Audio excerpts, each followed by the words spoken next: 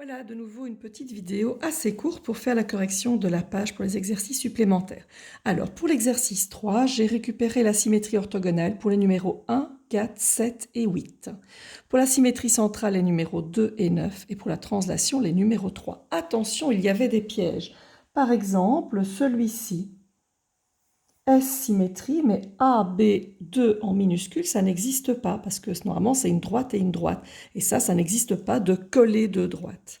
Le 6 non plus, n'existe pas, parce que c'est bien une translation, mais en dessous on n'a pas un vecteur, on a une droite, donc ce n'est pas le bon élément caractéristique.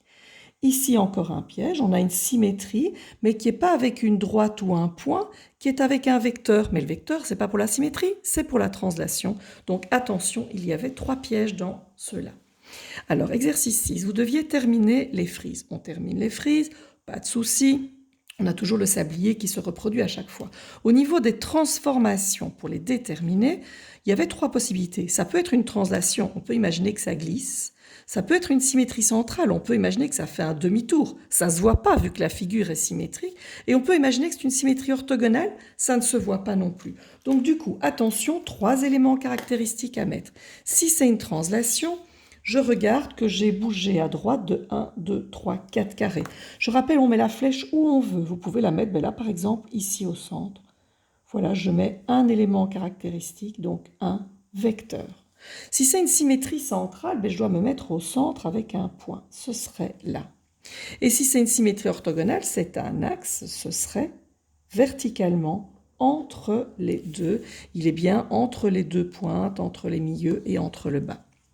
Dans celui-ci, ça ne peut être qu'une symétrie orthogonale. On voit que ça s'est retourné.